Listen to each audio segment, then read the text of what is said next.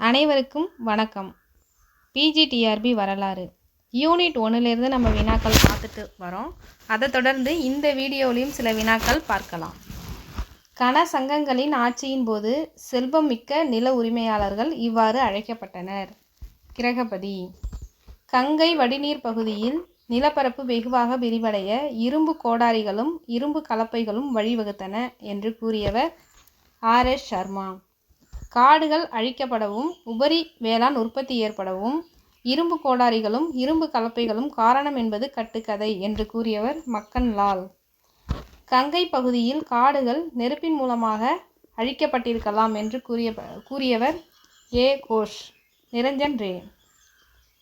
பிராமண பௌத்த சமண மரபு சான்றுகளின்படி எத்தனை மகாஜன பதங்கள் இருந்ததாக அறியப்படுகிறது?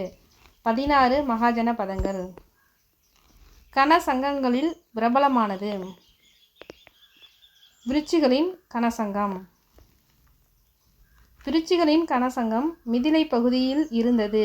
இதன் தலைநகரம் வைஷாலி.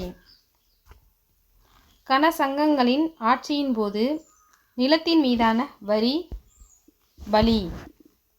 கனசங்கங்களின் ஆட்சியில் உற்பத்தியில் ஒரு பங்காக பெறப்பட்ட வரி பாகா.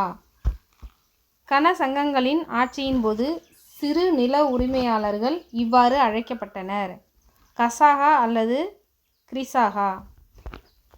விவசாயிகளும் கைவினை கலைஞர்களும் இவ்வாறு அழைக்கப்பட்டனர்: சூத்திரர்கள். நன்றி.